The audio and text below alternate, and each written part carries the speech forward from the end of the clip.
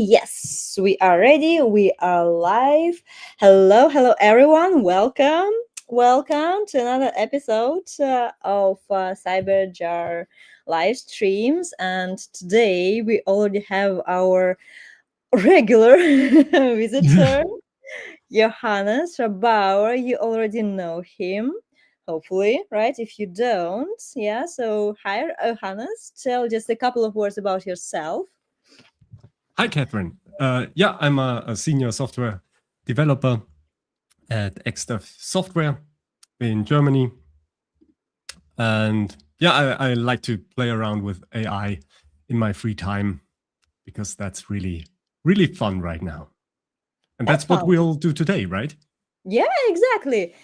So, Johannes and I already had the live coding battle. We compared Spring AI and LangChain for J, and today we have another battle for you because apparently that's what we do. We clash swords. Exactly. God, how tacky is that? Oh my god. Anyway, we have prepared another live coding battle for you today. That's going to be the vibe coding battle. Let me just explain what it is about, the rules, and we'll jump right in.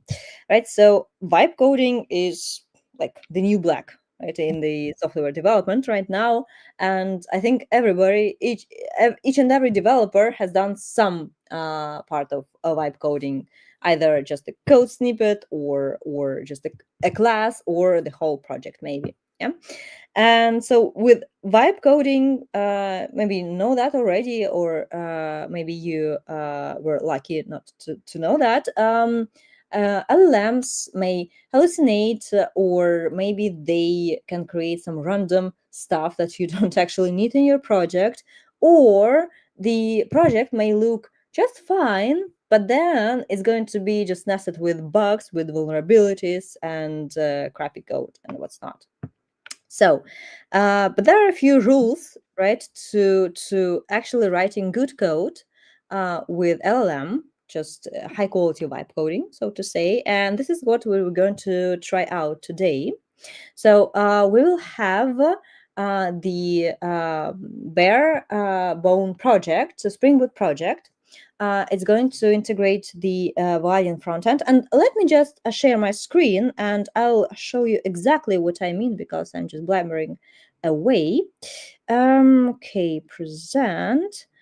Okay, while I'm filling with the controls, Johannes, maybe you want to add a couple of words about why this is important, what we're doing today, if it is important, or if you're just having fun. We had the idea to compare the strategy basically to write a plan beforehand. What I think you should always do that with AI. If you have something bigger, you need to write a plan or let the AI write a plan. And then you have that whole plan and you could just say to the AI, okay, let's implement that. And then it goes on and takes forever, but eventually it would finish. And maybe you have a working application with only one prompt, basically. And so we wanted to compare that to another strategy where you have basically kind of a little plans, little issues that need to get implemented. Then you just look over it, you can test it out yourself, and then you go to the next step. And then step by step, you have a working application as well. And the idea was that we kind of compare these two strategies and see the pros and cons for each strategy. And then came the idea with how do we compare these two? Okay, you can compare the product, the result by just clicking through it. In our case, we have a little medical app that we thought of would be very useful to the world. And so Catherine built actually a very long GitHub action that does a lot of quality assurance, basically, and we can then compare these two strategies by the quality. That's Yeah. the idea, right? Yeah, thank you, Johannes. Yeah, I'm dying to show you actually this project and this GitHub Actions file, which is a little pride of mine. So this is the project, AI Coding Battle. The link is in the description to this live stream. So what we actually have here is the barebone project, right? So in the source, we don't have anything, right? There's just default some folders and that's it, so nothing. AI is going to generate the whole project for us. But what we do have is some prerequisites, right? So we are going to build the project on Java 25, which is the latest LTS version, Spring Boot 4.2, or anyway, so the latest Spring Boot version. Maven, we're going to use Maven this time, not Gradle, and GitHub Copilot as our AI assistant, and we are going to use VS Code as our IDE because it has a very smooth and seamless integration with GitHub Copilot. So what we are going to use is this is going to be a small medical application that is going to triage the patient use case by the symptoms that were entered by the user. So this is a very popular hot topic right now. And so the telemedicine and AI assisted telemedicine, where the LLM actually looks for various possible diagnoses based on the patient's symptoms or checks that he or she has already performed. So we're going to build this small application, right? We will use OpenAI with Spring AI, of course. The database is going to be PostgreSQL. We are going to spin it up in via Docker Compose, right? So the instance. And then we will also use Flyway for database migrations, Vaadin for building the front end, because we're building a Java project and Vaadin is the most natural choice for the front end framework. I just love it. We're going to use JPA Hibernate this time, so we are going to go mainstream. Right, JPA is the most common solution that is used.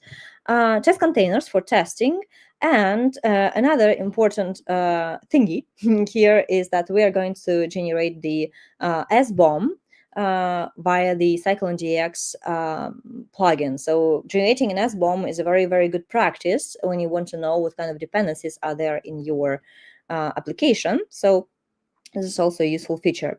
Right, so Docker Compose, GitHub Actions, and the tools that we are going to use for the quality check. Let me just say a couple of words about them. Right, so you do not commit the code generated by LLM without testing it and without checking its quality. You have to check the quality of any code, even the one that you wrote yourself, but with LLM you have to be super strict.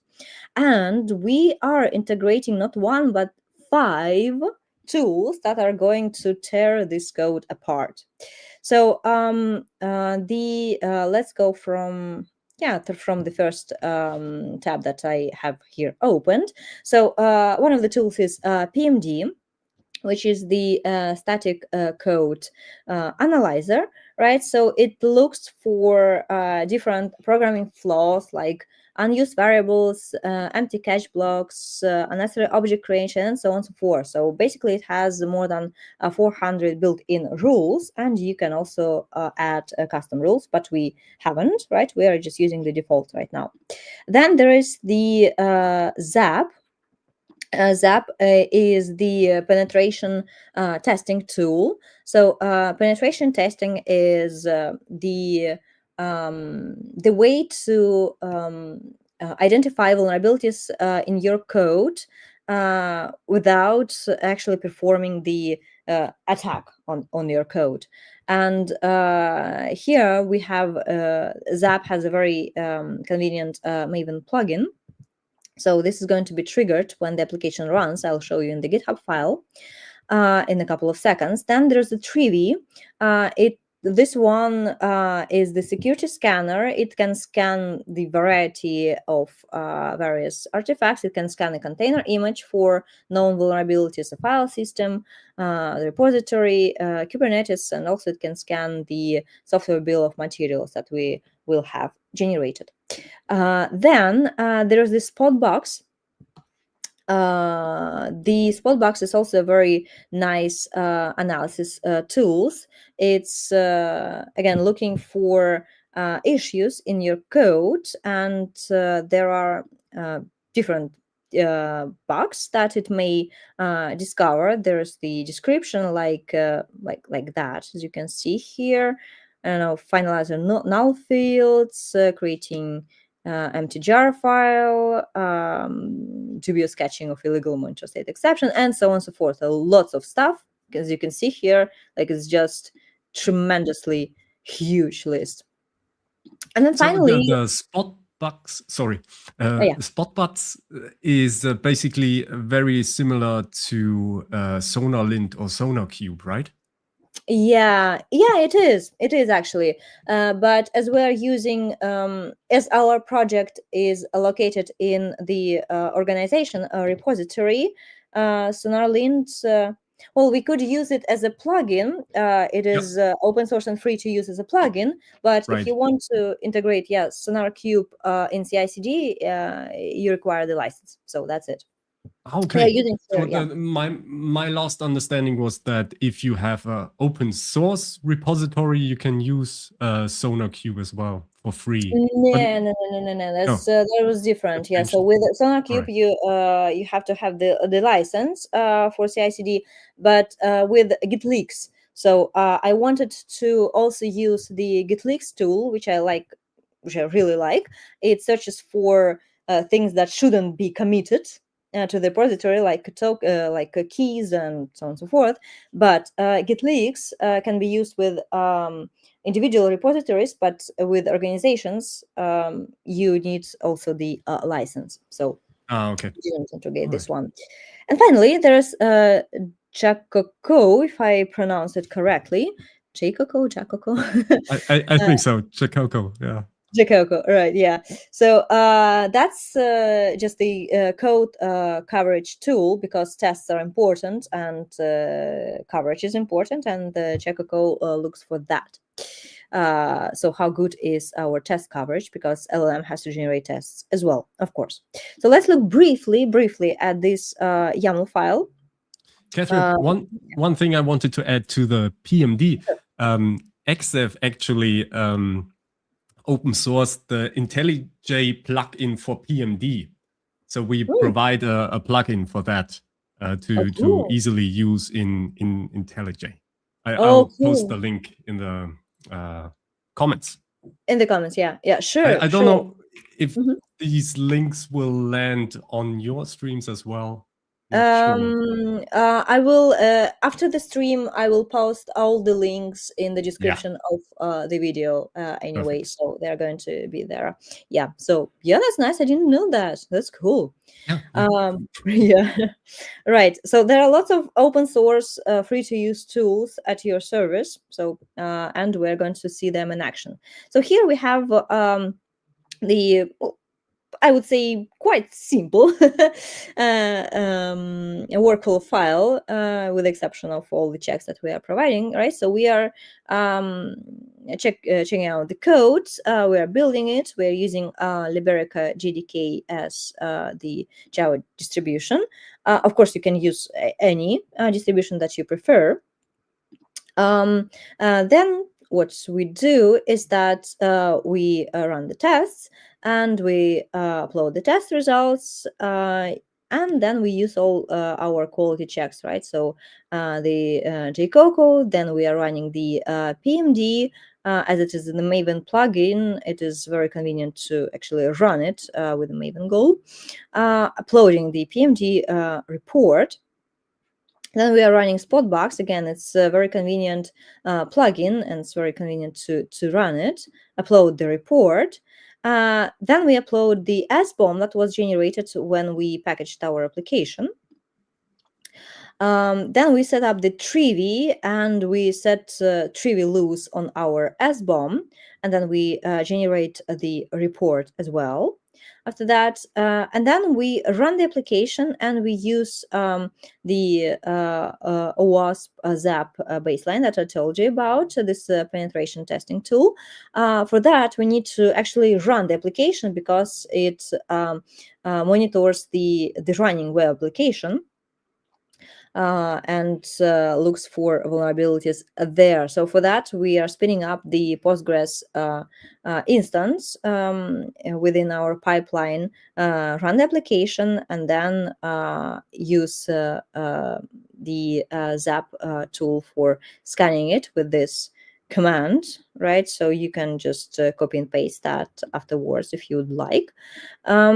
And that's basically it. We upload all the logs, we upload all the reports, and then after that, after we generate both projects, we are going to push them to the repository. The workflow file is going to be triggered, and then we will look at all the reports, right? Because simply saying my code looks good is not enough, right? We will compare the projects by the reports that we get from all these tools, and we'll see how much of quality the code actually possesses. Yeah, that's the idea. And one thing I wanted to say about that pipeline is that it's great because it produces so much valuable information. But the way we use it in production is that basically like JaCoCo or the PMD plugins, they all have a kind of a fail switch. So for example, if in JaCoCo you don't have a certain test level, so JaCoCo tells you how much of your code in percentage is covered by tests. And so we usually have like a threshold where if the tests are below a certain percentage of tests, the build will just fail. Because if you don't let it fail, then people will just don't care about these things. And the same with PMD. If there are warnings or even like what are there are like higher prioritized warnings. They're not errors, but yeah, I can't think of the name right now. You said different goals, right? So you can in the perfect world, and in production, actually not the perfect world, in production, if there are some critical findings, then the build actually fails, right? In our and this way you can't even push that to your develop branch or anything like that. Exactly. But of course, you can configure all of that, right? So you can configure which warnings just go to the logs and which fail the build, right? So it's not cast in stone, of course. But for our simple demo, we will commit anyway, we'll push anyway, and build the project, and we'll just study the reports because that's what we need right now. Yeah. Right. Yeah. Okay, right. So we are ready, I think. Yeah. Hello, Letitia. Hello, Letitia. Yeah, so I'm going to start first because I'm going to be this person A, very like chilly. I'm going to just paste one huge prompt to the Copilot and generate the whole project from scratch and to the completion from A to Z. And Johannes is the one who is going to do all the heavy lifting. I'm sorry, Johannes, but well, it won't be heavy as well. So we already prepared those prompts, so it's just copy and pasting, hopefully, right? Yeah, sure. All right, so let me start. Again, share my screen. Right. Oh, the window. Finally, I can share another window. So let me just show you the prompt that I'm going to paste. Okay, just a sec. In the prompts, right? So we have here two prompts: master prompt, that's for me, and the split prompt, that's for Johannes. So my prompt. Catherine, we don't see any anything yet. You don't see anything. That's weird. Oh, because I didn't add my going to the stage, silly me. Yes. But it's past midnight in Almaty, so you have to forgive me. Oh, really? Yeah, Wow. yeah. And that's okay. Okay. That's okay. I'm a night animal. That's just the time I'm actually starting to think. Okay. Right. Okay, so here's my prompt. Right, you're working inside the existing project. What repository contains? We describe all that. What's the goal? And I should say that this master prompt was actually is actually the courtesy of Johannes. I didn't even. I was so lazy. No, I wasn't lazy. It's just I didn't try that. Well, you set up the whole repository. I'll provide it prompts, and the of text, course yeah, they are so we have also the, AI generated. yeah. So we have we have the teamwork. Teamwork is like perfect in our little combo. So yeah, anyway, thank you, Johannes, for this one. Right, so the goal is to build a healthcare assistant web application. The features that is going to the application should have. So user enters the symptoms, AI predicts illnesses, user selects an illness, OpenAI generates medical advice, then it finds closest specialists from the database, right? So we are going to have a small database of doctors, other specialists, right? That can be okay. What's the word for that? That can be consulted. Okay. Yeah, and then we generate the text, provide performance benchmarks, and the Docker file for the application that's going to be used in the composed YAML. Yeah, so we did not write the Docker file because I was very, very curious to see what kind of Docker file the LLM is going to generate, because that's my my bread and butter, so to say, Docker images, and I'm very curious to see what's going to be there. Right, the technologies that we are going to use: Spring Boot, Vaadin, Spring AI, JPA, everything that I have described already. And we're going to have several views, Vaadin views, the symptoms view, where the user enters the symptoms and with the analyze button. Then there's the illness selection view, right, that shows illnesses returned by OpenAI and with certain percentages, and the user can select the illness. And then there's the advice view that is going to show the medical advice, the selected illness, and the button to find the specialist and generate the text. And then there's going to be the specialists view to get user geolocation using the browser API, and show the closest doctors from the database and show some data about this doctor. And then there's going to be the share view to show generated share text, and the copy button to copy this text. The database, right? So we have already one teeny tiny flyway migration for creating the database. That's the fields that we're going to have. We are going to have only one table, doctor, but the LLM should create the JPA entity and repository. And then the OpenAI integration, how it's going to be integrated. So how to use the classification, what to return. So we're returning the JSON with a limit, and the prediction should be stored in Vaadin session.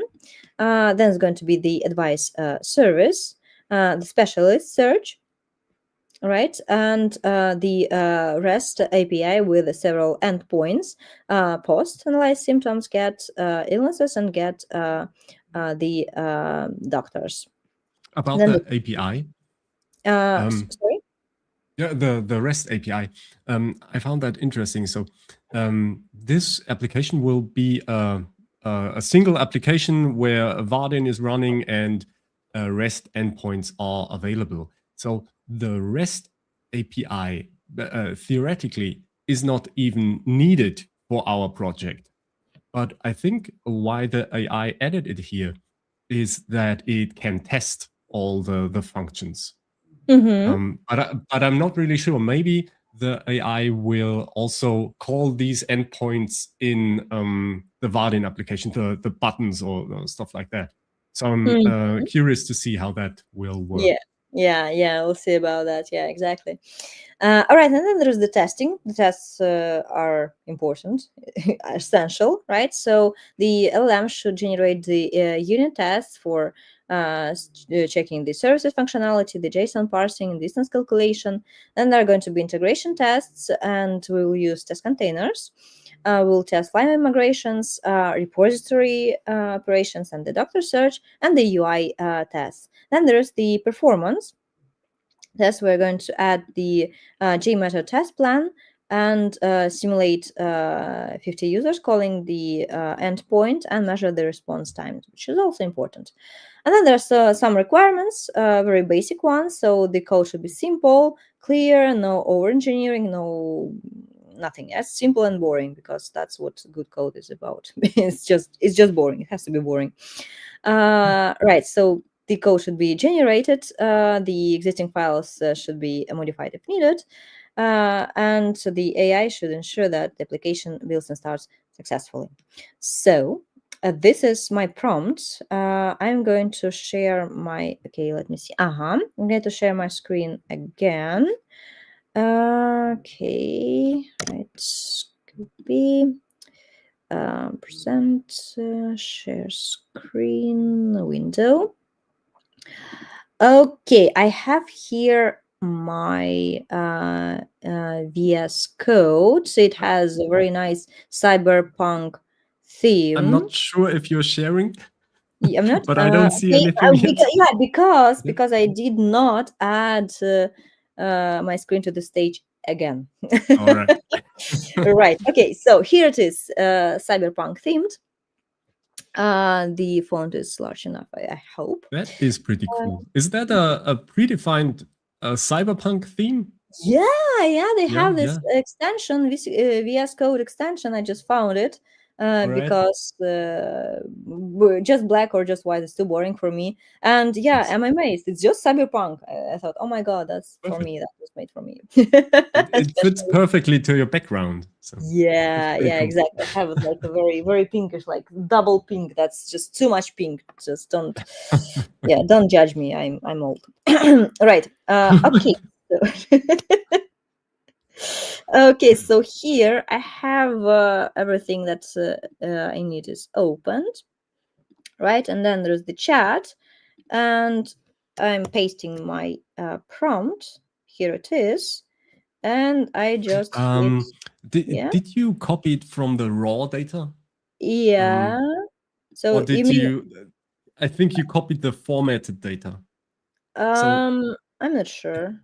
Okay, if you go back to the browser and click on raw, then you'll see the MD file without the formatting. And then if you copy that, you'll have a perfectly formatted MD file for the LLM.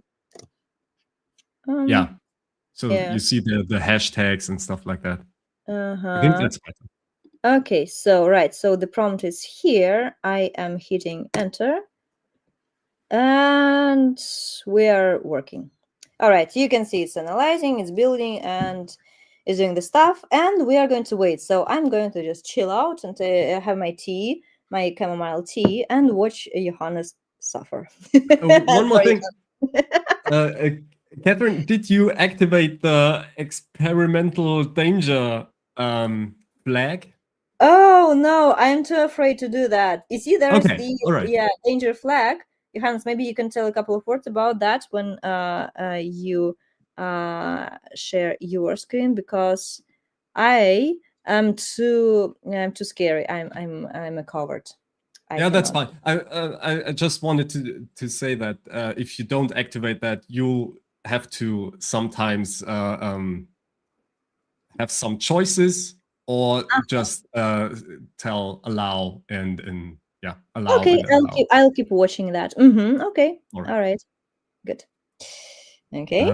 Okay. We'll see you. So I'll share my screen. I'm already sharing. You have to edit to the stage. We have the question from Letizia. Are you using a framework such as BMAT?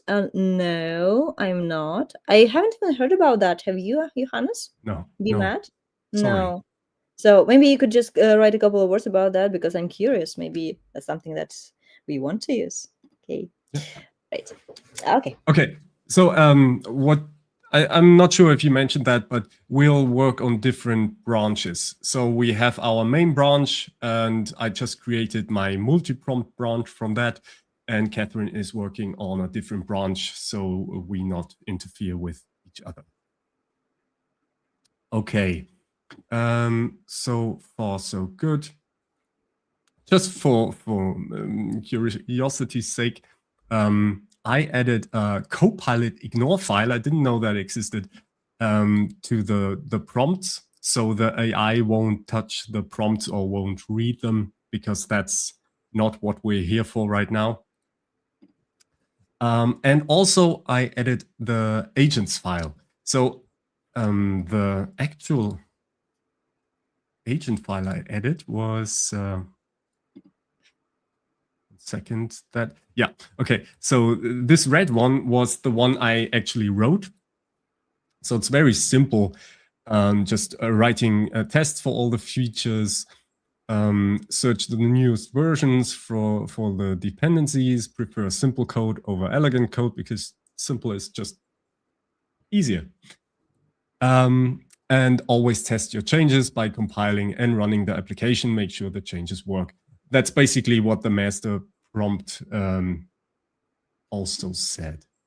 But when I initialized Copilot, so with a / init, you can initialize Copilot and it will analyze the project and write something down as to like summarize the whole project.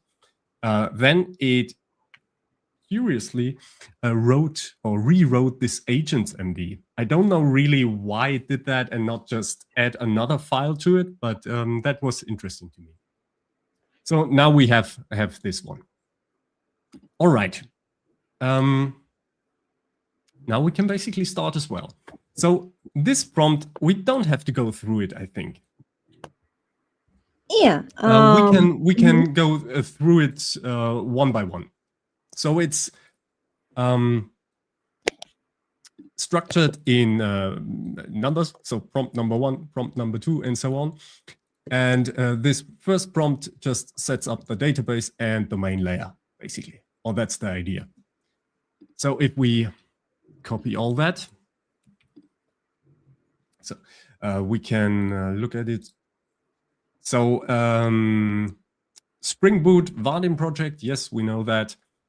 You implement the persistence layer, then it's very detailed how the flyway migration should create the database, what the entity is named, that there needs to be a repository for it, and then some basic things to calculate the distance.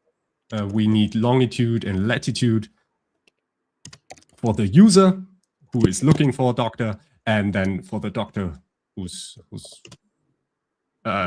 should be found, right? And the distance is in kilometers. Oh, that's pretty cool. Not in miles. Yeah, right. Some approximation is sufficient. We don't need any street calculations.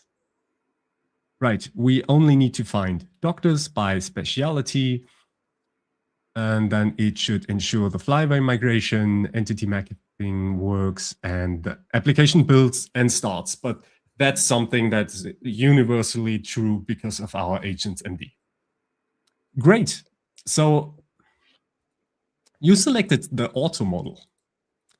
We can do that too. So I really don't know what it will use. Can you see what it's using right now?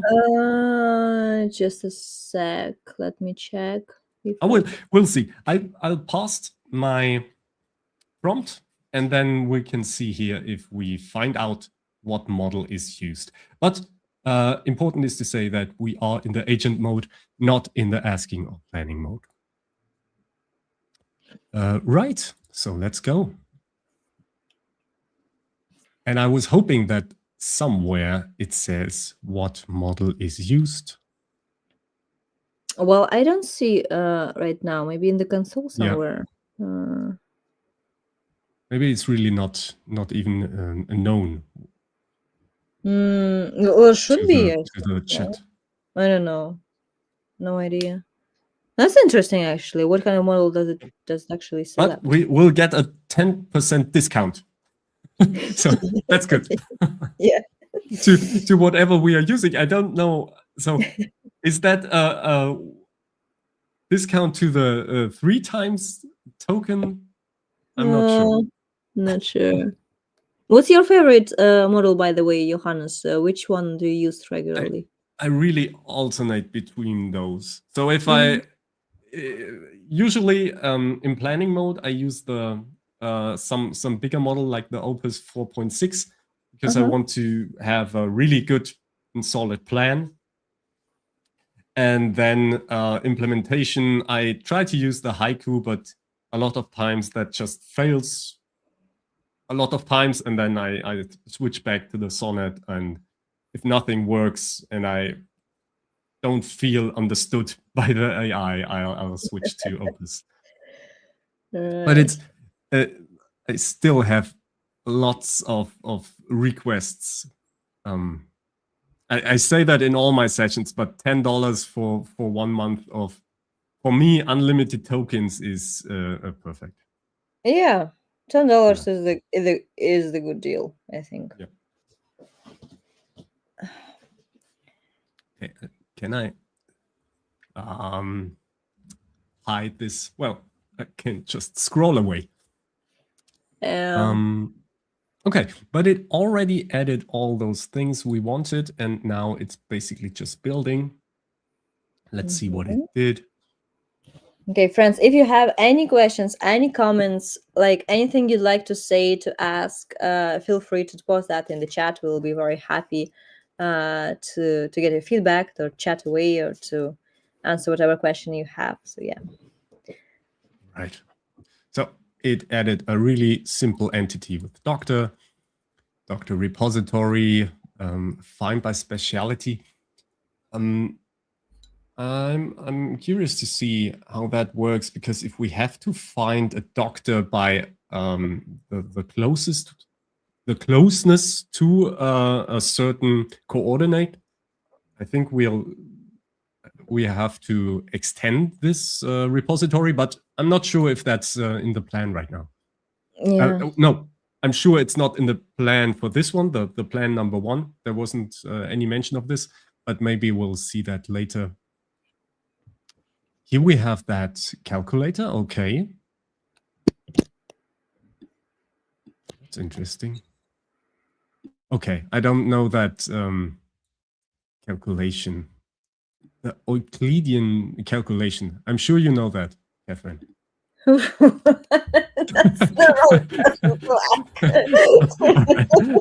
So we'll just trust the AI.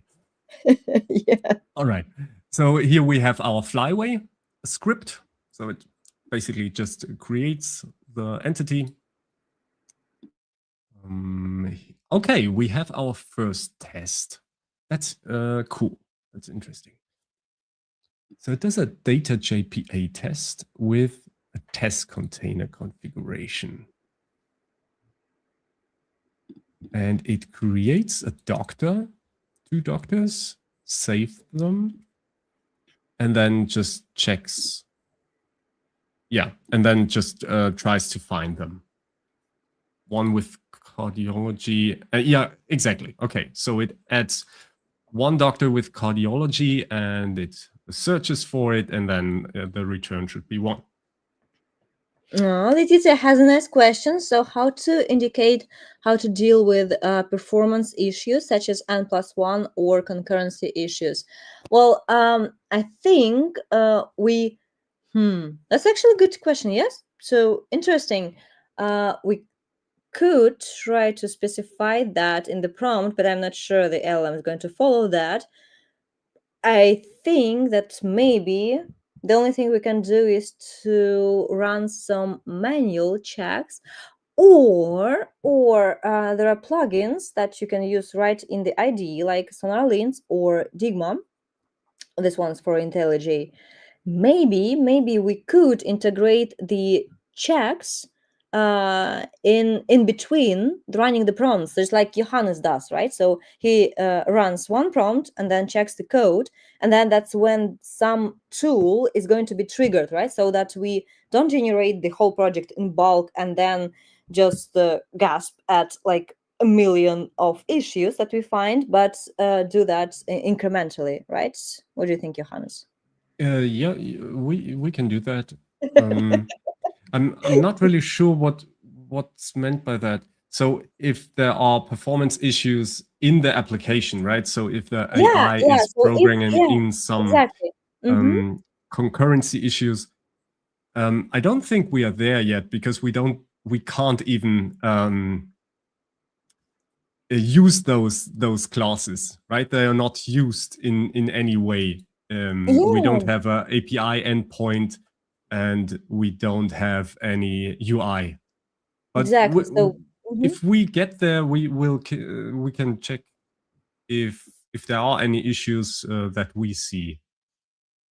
Right? yeah, I think again in between. So when some tests are ready, maybe or well, the Digma AI, no, it runs the code. You have to run the code and then it observes it. Sonar actually can pinpoint some problems while you write the code, but not the n+1 ones, only the maybe like unused variable or something like that. So yeah, I would say that we wait for some tests to be generated, or for the UI to be ready, or something, right, to be ready, and then in this at this stage we integrate the checks. Yeah. Okay, I'll just write that down so I'll not forget. Okay, and this one tests the Euclidean distance, and as I'm sure you already have calculated in your head, that's perfectly fine. I don't know. We'll see, because it should run all these tests already. Yeah, mine is still writing away. Yeah, so that's I'm good. just sipping my tea. That's Just perfect. not even testing yet, right? It does. Well, it tries to compile the application, the build fails, and then it solves that issue. Basically, it does everything that I do on a regular basis, just much faster. All right. Oh, cool. So it says we can do prompt 2, just because I had that as a first headline. Okay, so what it says, it works. And we can check that by simply using, one second, is that, yeah, we have that Maven wrapper, that's what it's called. And we can then say just clean and install, right? Yeah.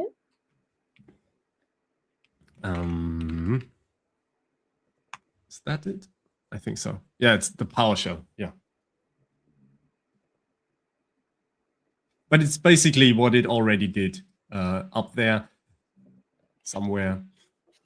And we cannot check anything else right now. Yeah. Oh, but it didn't even work.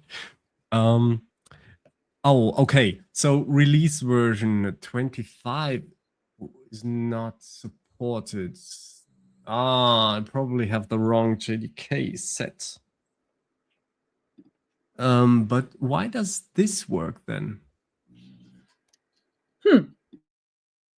So it's changing my environment variables. Okay, Is it let me supposed to just. do that? To actually change? Did you give the permissions? But I love to live dangerously, so Yeah. I of course activated that experimental mode. But anyway, I have to check my variables and change them. Otherwise, Java 25 is too advanced for me. That's Which Java do you use regularly, actually? Which version? I usually use the version from IntelliJ. So I install it with IntelliJ, and I don't even know what is defined in the environment path. You do like to live on the edge. Okay. Give me 1 second. Okay. Well, I'm using Liberica GDK, of course, right? And actually, that's a nice choice because we're building a Spring Boot project, and Liberica is recommended by Spring, and by the way, used by default in Spring packet to build packs. Oh, really? Yeah, yeah. So we've got you covered, folks.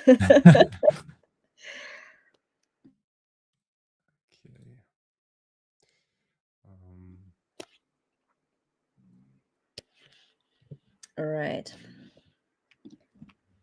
Okay, mine is trying to. Yeah, I should have enabled maybe this feature as well because I'm really sick and tired of clicking allow all the time. Right? Yeah, you were right. You were right. But you can do that in a safer environment. You can say allow all these commands that start with Maven or that, I don't know, just rename files, stuff like that. So you can have it much more safer. Could be, yeah, a good idea. Right.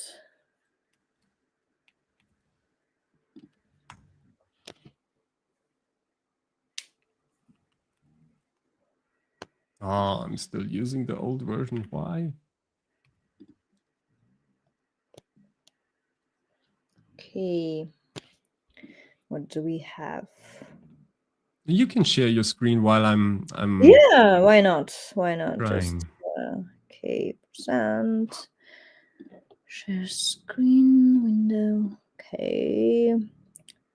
Right, so you can see that it's asking me whether it's allowed to run the command. So yeah, it has created Docker controller test. Oh, it's already on the test. Catherine, you didn't add again. your Again? screen. Gosh, yeah, I'm sorry.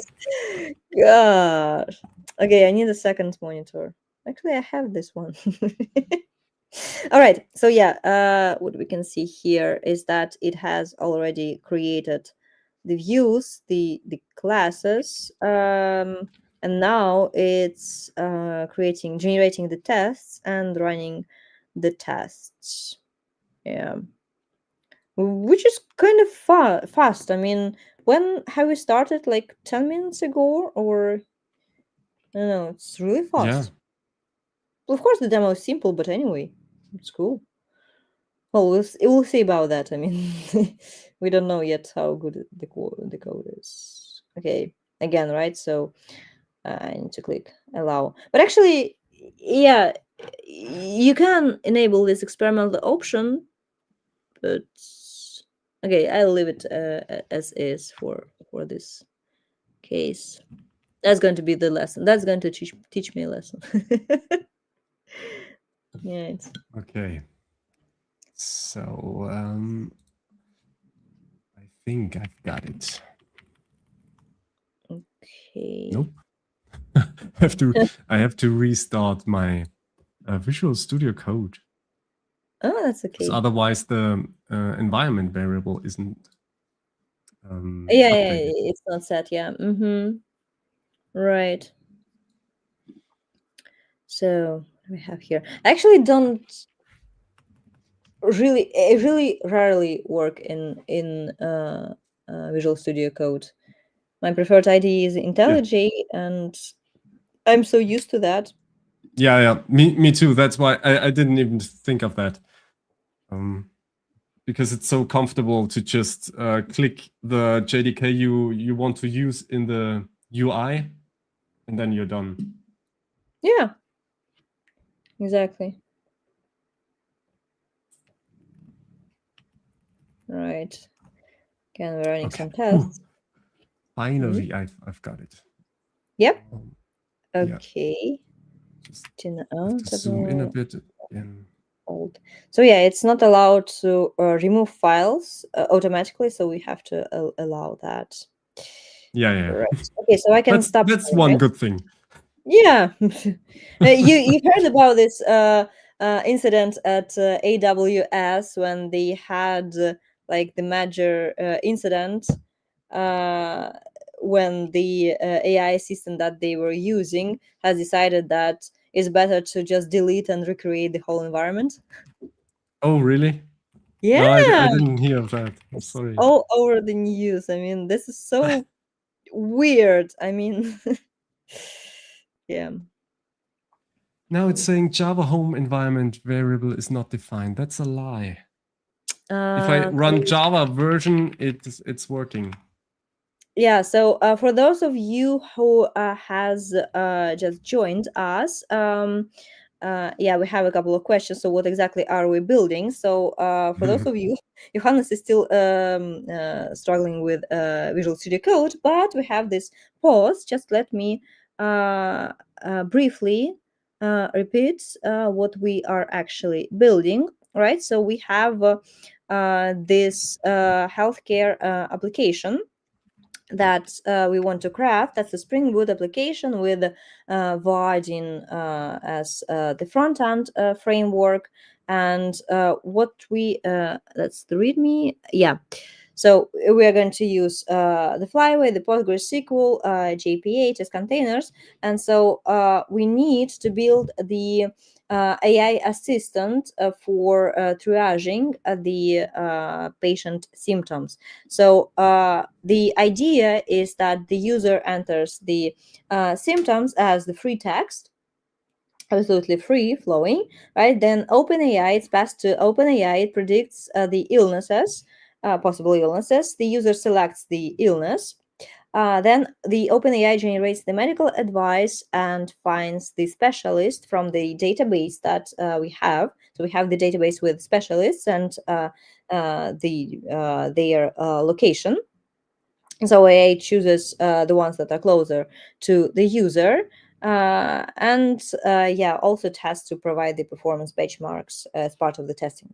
But that's basically the idea of the application to triage the patient symptoms. That's, yeah, basically it. And we are using a lot of quality checks for the AI generated code, right? So we are checking for vulnerabilities, for security vulnerabilities, for outdated dependencies, for weird base images in the Docker file, for bugs in the code, and possible flaws that can lead to attacks. So that's kind of the idea. All right, Johannes, so how are you? How are you doing? I'm good. It's looking good. So if you could add my screen to the stage again, then everybody can look at this marvelous output. Yeah, so basically I just configured the environment variables to the right Java version. And now it's Maven clean installing all the stuff that is needed. And hopefully it will just exit with exit code 0 and be happy with it. Cool. And mine has told me that all the unit tests pass, and now it's building and verifying the entire application. Right. Okay. So it's still building. All right. We have our build success. We looked through the code already. So I will just call this stage number 1. What was the name? Prompt number 1. Let's keep this one. Prompt. All right. And we can move on to prompt number 2. Cool. I will select it. How many prompts are there? I think about 5. Mm-hmm. How many are there? 6. Sorry. Yes, Mm-hmm. there are 6 prompts. I will just send this off, and we can look at the prompt. Okay, so this is the OpenAI integration. Oh, I'm really excited for this one as well, because Catherine and I both set the environment variables correctly, hopefully. And I didn't test it beforehand, so I hope my API key is still valid. But Yeah. we'll find out. Okay. The tasks here are to create the symptom analysis service. So this one calls the OpenAI using Spring AI, which we discussed in our other video, where we have our fight Spring AI against LangChain4j. Oh, by the way, mine has told me that it's already it's ready. I'm going to show it to you, and it prints the model at the end. It's and mine was using Claude Haiku 4.5. We can. Let's see. This is. Yeah. Okay. I don't have the history. Should have the. Yeah, this one. Yeah. Okay. So I'm using Codex. Codex. So yeah, so we have the question: what AI model are we using? Yeah. All right, so we are using GitHub Copilot as our AI assistant. The application itself calls OpenAI, and the Copilot chooses the model automatically. So we don't know which we didn't know in the beginning which one it chose. Mine chose Claude Haiku. I have never heard about Haiku, but okay. Haiku is the really cheap one. Okay. If we go to that one, no. Oh, here we go. So Haiku is the one that costs 0.33 times a premium request. And you get a 10% discount on this one, so it should be almost exactly 0.3. That's amazing. Because I saw that here in this one, Codex usually takes one premium token, but it only calculated 0.9. That's funny. Yeah. Yes. All right. Let's move through that prompt number 2. Okay. So it is using a classification style prompt to get to find out what the illness is. What a possible illness is. It will return 5 illnesses in a certain JSON structure. Pass that into a Java object. Does not store that in the database. And the advisor service, that's the second one. It gets an illness, and then it will generate a short medical advice. So I'm really suggesting that you not use this service for any actual emergency or any illness, but it's just a fun example, right? Actually, I sometimes ask ChatGPT for some psychological advice. I know I shouldn't do that, but I mean, isn't that the same? You come to the shrink and then cry yourself out, and then he or she says that how good you are and how cruel your childhood was and stuff like that. ChatGPT can do that for free. I mean, yeah, that's true, and that's a whole other subject, and I find that interesting too. So weirdly, people are much more open a lot of times with AI than with other humans, right? Yes. Even though they don't know where the data lands. Yeah, we are naive. We always want to believe Yeah. that things going to be fine. Probably. So, all right, back to the problem at hand. the behavior, it will generate a short medical advice, return bullet list format, and also will have no persistence of this. And the requirements are use clean DTOs. Well, that's always a requirement, I think. Proper JSON parsing, yes. Handle invalid AI responses. Yes, that will be interesting. What's that about? And then it will write unit tests with JSON parsing, and do not implement UI or REST controllers yet. All right, that should be fair enough. And it already is done. That is pretty cool. So I'll run this clean instant while we can look at the generated code. Cool. Yes, it did create a very short DTO as a record. That's always great. I love these records. Oh yeah, me too. Records are fabulous.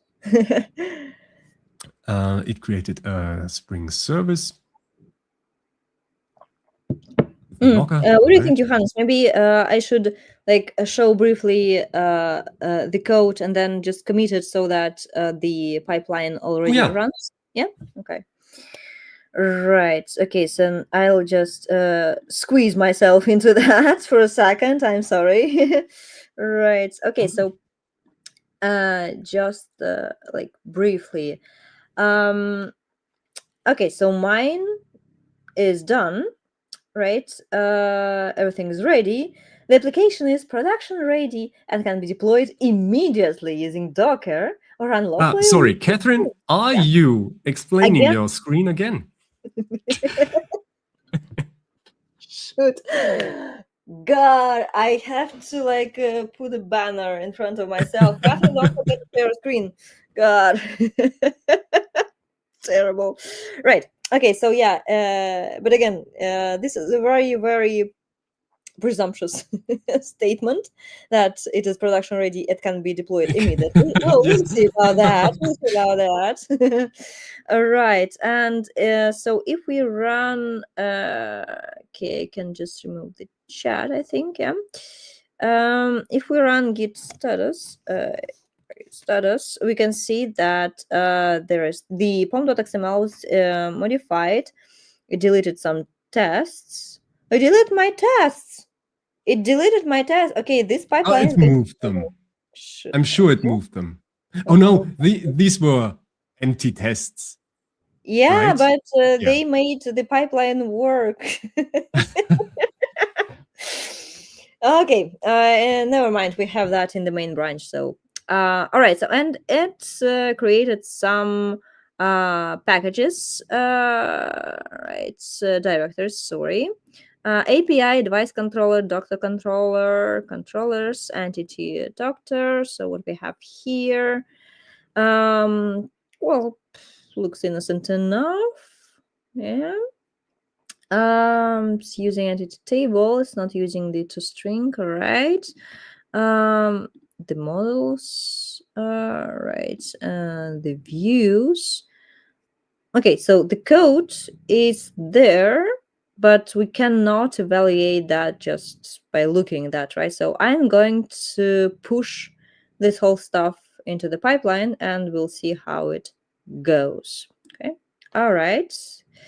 Johannes, I am adding you to the stage again. Okay. Right. Okay. So we are back at step 2 here. Yeah. Advice service. So it is generating advice for one illness. The user prompt is provide short and general self-care guidance for the input illness. Return only a plain bullet list. Yeah. So we have the question from the audience. So are we just going to return the JSON as output for just one prompt and one response, or we'll use WebSockets for back and forth chat? Well, yes. Yeah. That will be interesting. Okay. Because as we mentioned before in this master prompt, we want to have one application with a Vaadin front end. But I guess the AI decided we should also have some API endpoints so that it can test some functionality. So it will probably have both. It will have a Vaadin UI and some API endpoints. How they are structured, we do not know yet, and we didn't specify that very specific. So we'll see how that goes. But for this prompt, there should be 3 or 5 bullets. So we'll send in 1 illness, and we'll get 5 bullet points. Yep. All right. Every line must start with this one. To be concise, do not add title. So this does not, we have a different service, the symptom analysis service. That one does JSON parsing from the LLM. I'm excited about this one. So this one is just spitting out bullet points. Normalize bullet points. Okay, it does something with the points. Yeah, all right. I don't care that much for that. Anybody wants to see that, it's in the repository, or it will be. Symptom analysis response parser. Okay, so we'll first go to the service. And what that does is it gets symptoms as an input and returns Java objects as illness prediction DTOs. If there are no symptoms, the list is empty, but otherwise, okay, it specifies that JSON in the text. So there is a functionality, I think in Spring AI as well, right? Where you can say, okay, this is the prompt and I want a response in this Java object. Yeah. Mm-hmm. And that will actually add this format under the hood. How do you say that in English? How do you say that in German? Unter der Haube. Well, it will do that without you manually having to add this. Yeah, that's a very nice feature. I recently integrated that into my demo. So you can basically parse JSON into the Java object and vice versa. That's very convenient.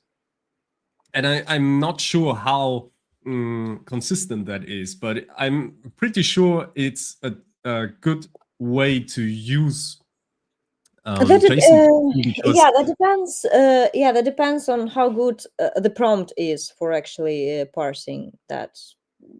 I've checked that, and that had to be like super detailed, super strict on what it can do, and of course, all the checks should be there in place. Like if there's no field, then just put null or something like that. Yeah. But I'll always try to use these features. If there are these features, then you can use them. And if you really don't like them, then you can derive your own solution. But in this case, I would definitely try this Spring AI feature. Anyways. Yeah. What it should do is pass this response. And that will be interesting. So it creates an object mapper. Jackson object mapper. And it will pass this one, the raw response, the raw string, put it into a JSON node, and then just try to parse it. It will see that only a certain amount of results are in. And then pass the prediction again. Yeah, okay.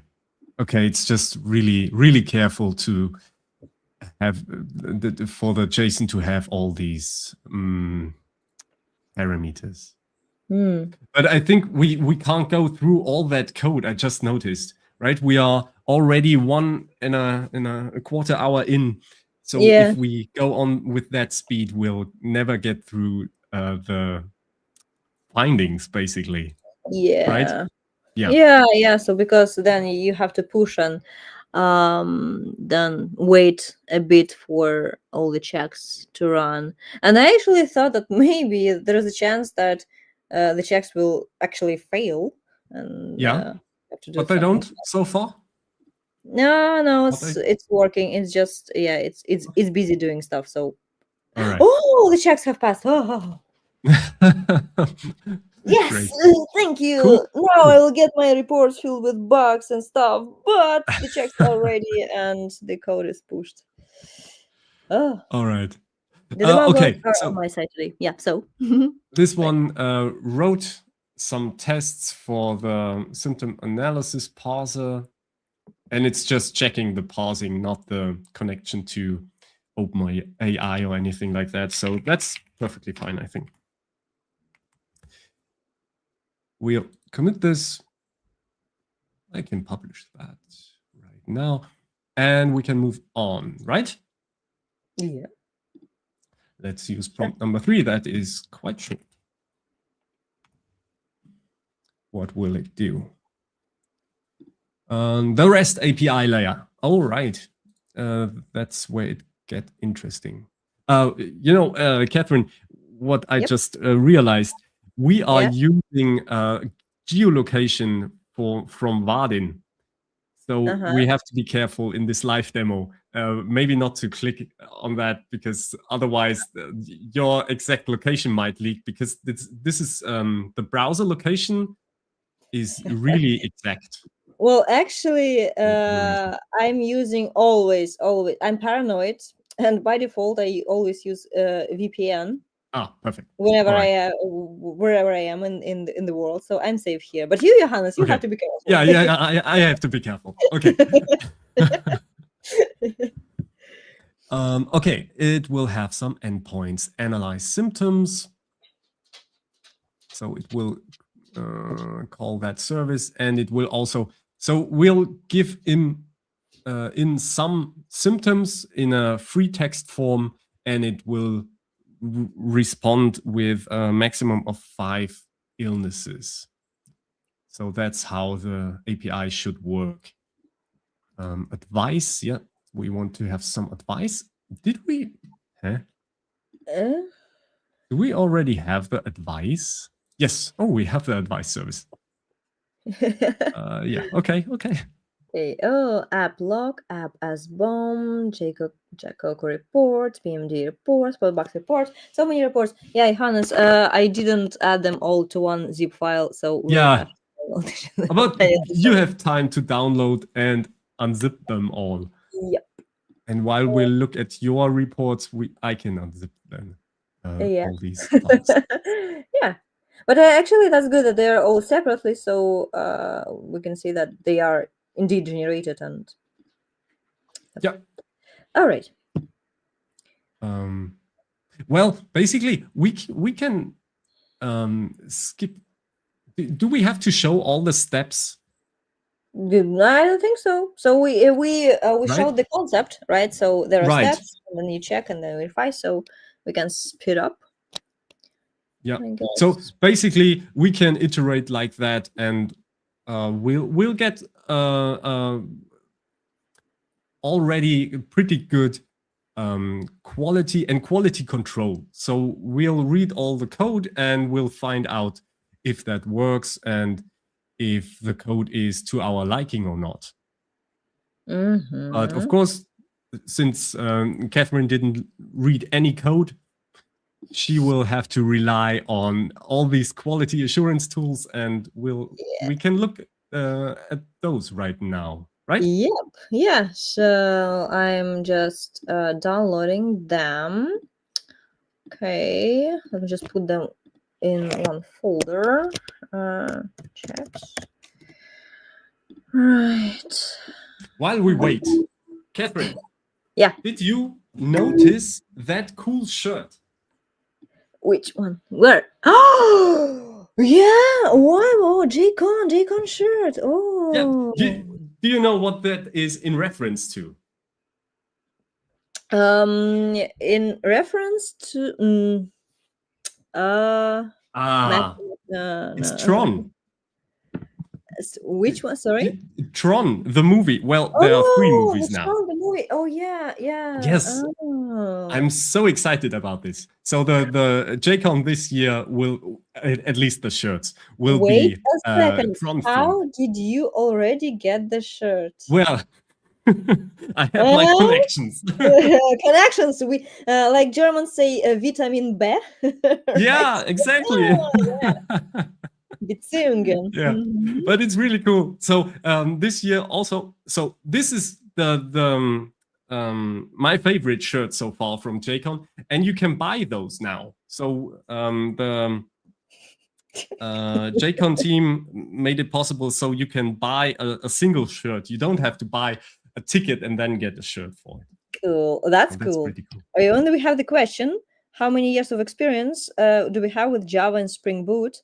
Well, me about 5 years, and you, Johannes? Yeah, the same. I think Java was like 6 or 7 years now, but with Spring, it's 5 years.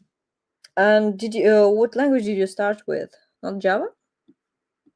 No, I actually started with .NET, Visual Basic .NET. Oh. Yeah, but when I switched to XDEV, then I started with Java.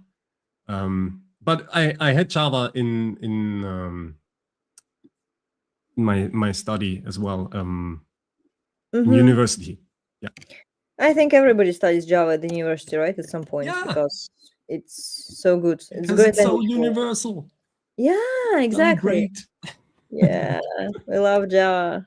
Go Java. I mean, it's 30 years and it's thriving. I mean, and it's there and it's going to stay there. Java is going to be there forever, with COBOL somewhere. So. Yeah. Yeah, right. Okay. And you see how like in the beginning of this whole AI stuff, Python was I think the #1 language for it. But it's, as far as I can tell, it's really shifting now over to Java. So yeah, you can basically do anything in Java as well. It's amazing, and I love that actually. So Java gives you type safety. Java gives you all the guardrails, and Java is a great language for AI. It turned out, and then there is the new project by the creator of Spring, which is called Embable. So it lets you build agentic workflows completely in Java, on Java, but with all the type safety in place. One day we will stream about that maybe as well. We could do the battle between the Embable and manual workflow. But that's amazing. Manual agenting. Yeah, okay. Exactly. Okay, right. So I'm almost done with unpacking. So you're still unzipping the hundreds files of zips. All right. I think.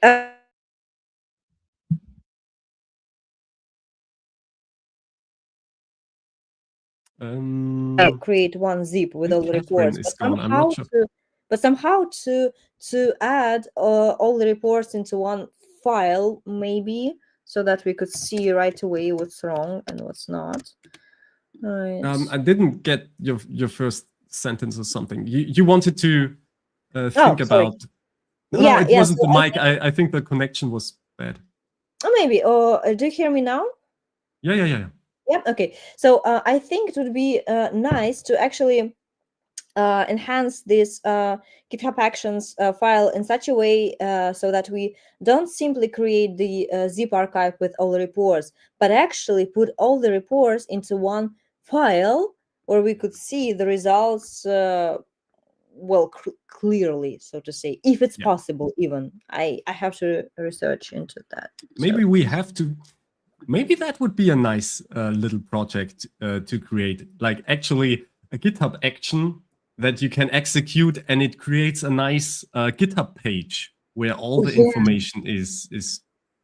Yeah, that would be nice. Yeah, I'll look into that. Yeah, this would be nice. Yeah, contribution. All right, so I am going to share my screen, and I think I'll have to share the entire screen. Okay, because there are lots of folders, and I'm putting that to the stage right away. Okay, but now we see ourselves. Yeah. I know. Just let me Okay. do it in some nice fashion. All right. So, do you see my folder with the checks? Yeah. Yes. Okay. Right. So let's see what we have here. The application log. We don't need that. Let's start with JaCoCo reports. Oh, yes. That's a nice Lots HTML of file. HTML. Yeah, we are looking for Yeah. HTML. Okay, so here it is. So what do we have here? Ooh. Well, 11% coverage. Nice. Cool. Well, not really. Very reliable production ready code. Yeah. Tested. Battle tested. Okay. Well, but I mean, all this Vue code is not tested, and I think that's a really that in some projects we also have these integration tests where we test the UI, but these are really expensive. First of all, they are expensive to write because you have to really click from item to item. And then they are really expensive to execute as well. Oh, so I can understand that this was left out. Yeah, but still 11%, that's But still, 11% is not a lot. Yeah, that's not much. All right, let's go further. What do we have? PMD reports, XML. Hopefully we can see the data clearly. No? Okay, it's right. Okay. So what do we have here? Only one violation. That's, well, I expected worse. Well, I don't know what the default configuration is of PMD. Oh, yeah. But I know that we have some kind of custom PMD file that is already checked by our experts. What's good and what's bad, basically. Well, yeah. Of course, in production, you should write custom rules for your specific use case. Yeah. So, but here we have only one problem: unused import, which is just neglectable, I would say. Yeah, absolutely. Well, that's nice. That's great. That's nice. Okay, let's go further. Oops. I'll write that down right now. So PMD, one violation, and in JaCoCo we had a 10%. Yeah, coverage? 11%. 11. All right. Right. Yeah. Okay, good. Next one, SpotBugs XML. Oh, huge file. Okay, how do I? We really need these are something. not problems necessarily, right? I have no idea. No, it's just listing the jar files, bug instance. Oh, I think we have to search through that for the bug instance. That's not very convenient, right? We have to. There's no actually summary, I think. Oh, bug collection. Okay, let me just do it like that. Right. Yeah, so it's just expanded all the bugs in details, and it doesn't provide the summary of the bugs, which is not nice. I think we could enhance that. I'll look into that. All right. But you can see now, you can see my screen, and you can see that there are just tons of bugs. Of possible bugs, right? Malicious code. Possible, yeah. So dodgy code. Malicious code, bad in SonarQube there's always these code smells. Oh yeah, code smell. Yeah, my code. Well, my code is not really that smelly anymore because of Sonar. Yeah. All right. There's so many of them. Okay, but code. Summary. Code. Okay.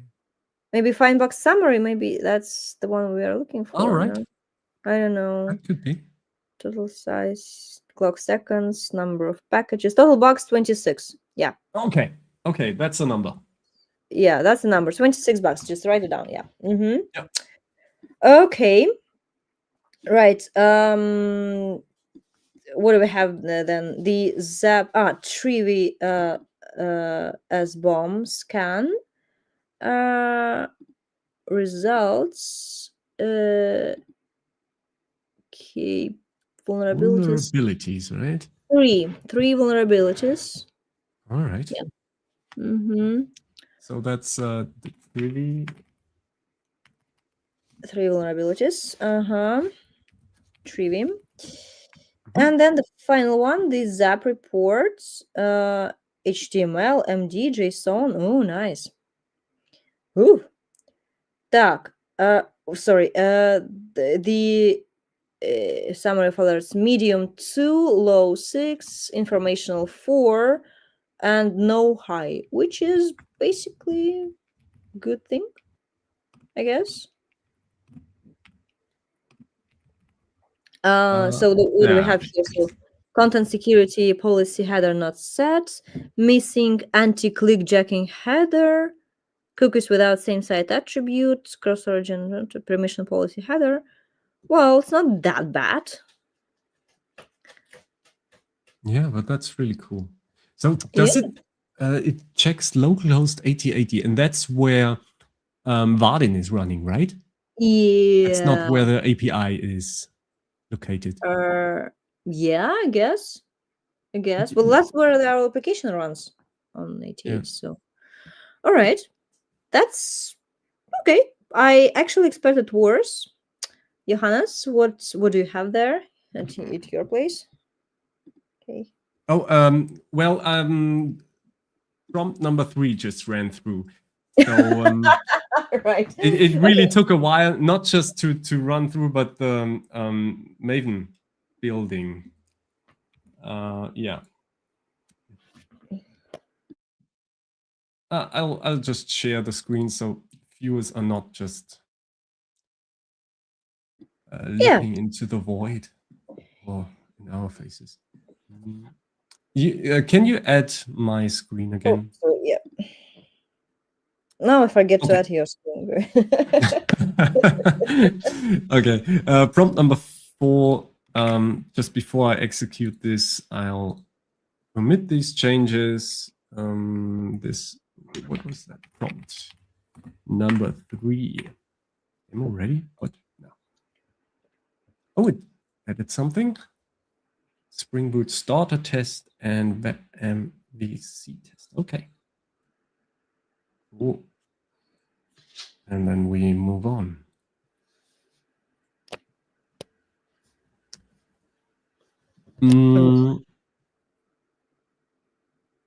So if I push this and go to our code,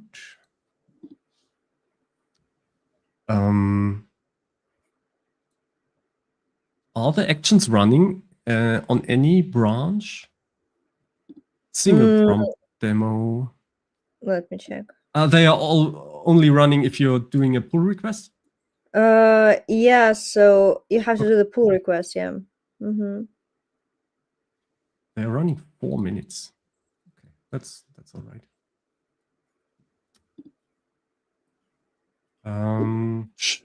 It doesn't make sense if I do the pull request now, right? Because it's a half done application. Yeah. Well, but you can just how much time do you think you need for the rest of the app? I don't know. We are at number 4, which does all the views. Okay. I really don't know how long it takes. But I can, after this one, or during this one, I can switch to Haiku. So it will be a bit faster, at least with the writing of the code. Yeah. Oh, and I will check the Docker file. So I was meaning to check the Docker file. And Yeah, and you could just run the application, right? And test yeah, that I out. could. We don't Yeah. even know how that looks. Yeah, by the way. Okay, that would be nice, but let me just check. Okay, it's using Eclipse Xamarin 25 as a builder. Can you share your screen? That would be interesting, right? Yeah, sure. Okay, present, share screen. So I'll have to remove yours. This one. I will tell you if I see a screen. And you don't, judging by your silence. All right. Okay, now I've lost my tab. Oh, yeah, here it is. All right, so what it used in the Docker file, Eclipse Xamarin 25. I'm not surprised, although I'm, of course, upset. Yeah. We're copying separately the Maven wrapper, pom.xml, then the source code. Then we're building the application. Why does it need the permissions for that? That's weird. Interesting. Never actually used that. Yeah, because you're not. Are you using an image with Maven installed? Yeah. It's in line 4. There's Maven. So I don't think you even need that Maven wrapper. And if you Yeah. don't need the Maven wrapper, then you don't need to make it executable.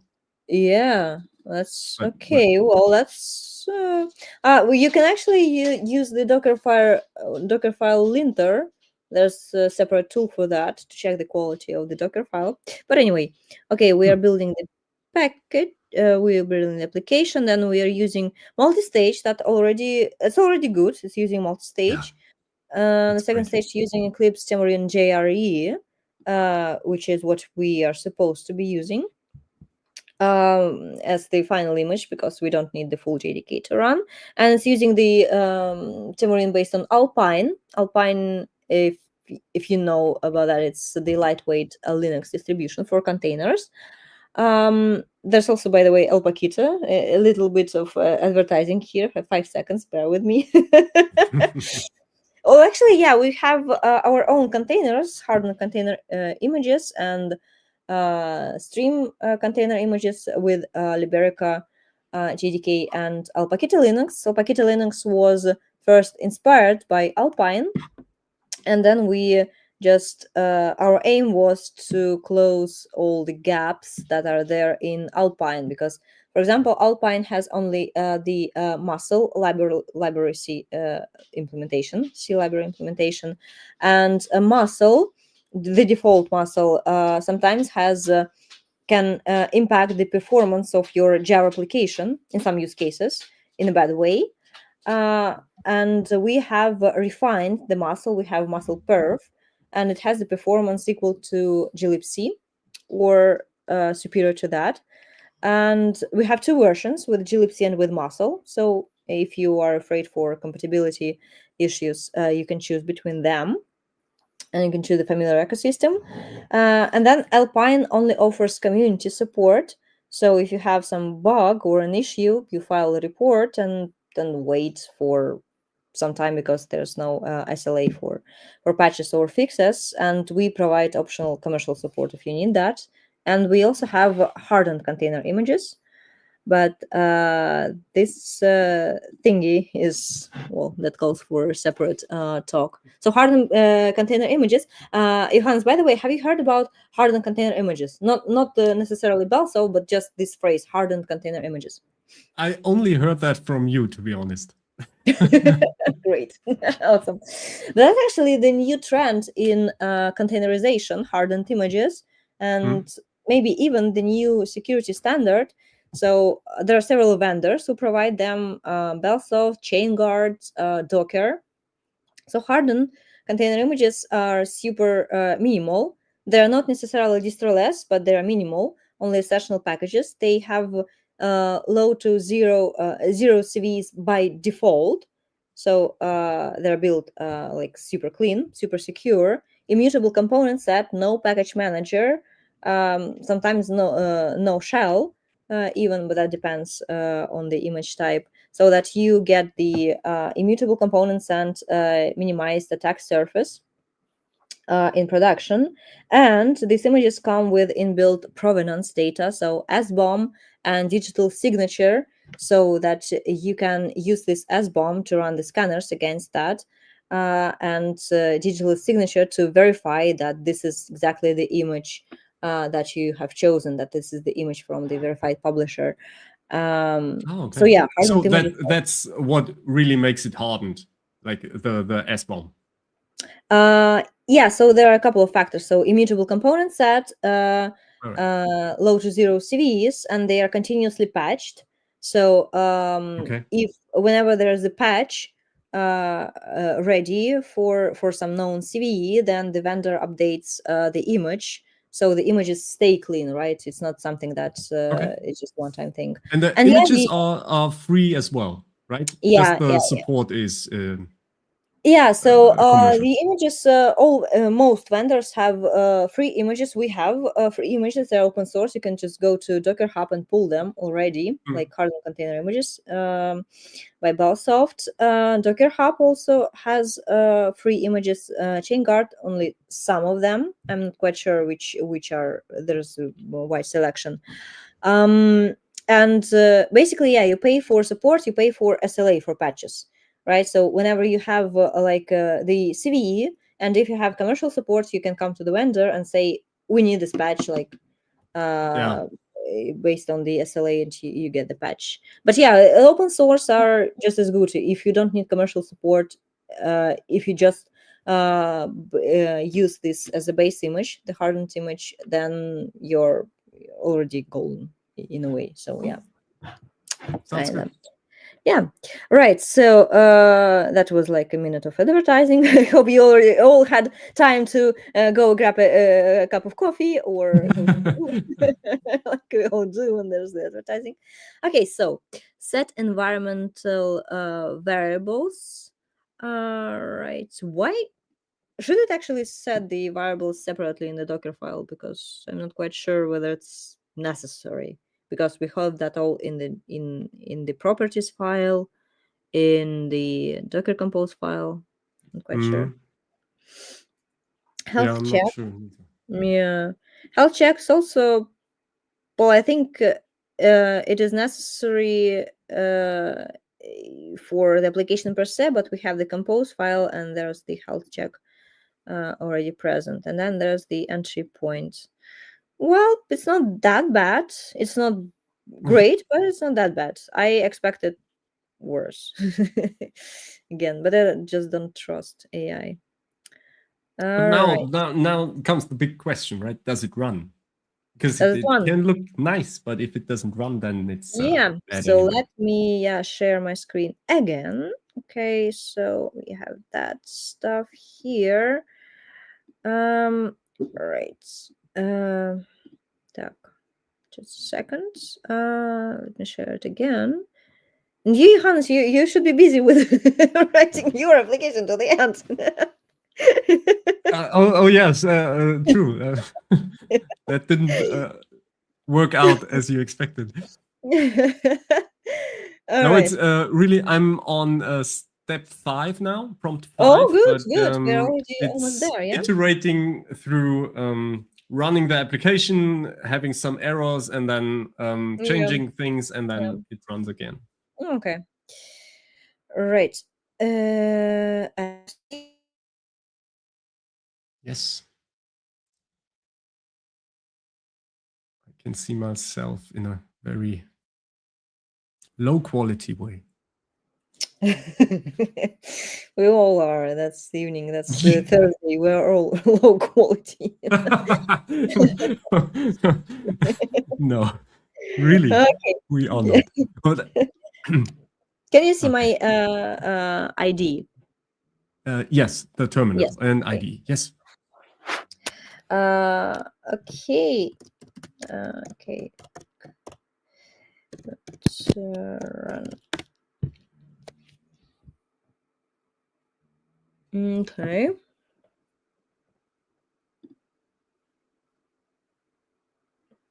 Okay. It is starting. It is starting. Okay, fingers Now we crossed. don't see anything anymore. Maybe. Okay, do you see the window healthcare assistant? Yes. Yeah, okay, so here it is. It's opened. Wow, that looks bad. Yeah. That does not look like a Vaadin application. No, it looks What's like going on? somebody's home project. Like, when children Yeah, from come 10 years ago. yeah. Like children come to you when they're at school and say, "Dad, we need to build a small person out of acorns and stuff like that." Do you do that at school, Jeremy? Right. Okay, so let's test it. What kind of symptoms are we entering? Okay, fatigue, Coughing. nausea, head spinning in the morning. So I'm actually entering my real symptoms because I have Oh no. no, yeah, I have iron deficiency. That's okay. Many girls do, but I'm curious whether it's going to detect that or not. Fatigue, nausea, head spinning in the morning, sleepy all the time, paleness. I don't know, blemish. Okay, I think that's okay. Analyze symptoms. Error. The template string is not valid. What? Okay, it's not. What does it mean? The template string is not valid. Do you Yeah. have anything in the error? What illness name came as a complete surprise to me? What is going on? That's such a funny That message. Came as a is complete surprise to the me. most mysterious error message I have ever seen in my life. It's a template renderer. Are we not on the Vaadin path, but on some template? No idea. Where are we actually? We're running the application, so that's our view, our main view. But can you check the terminal output when you booted up the application? You mean try to insert the symptoms again, or No, just scroll up on your terminal. Okay. How much further?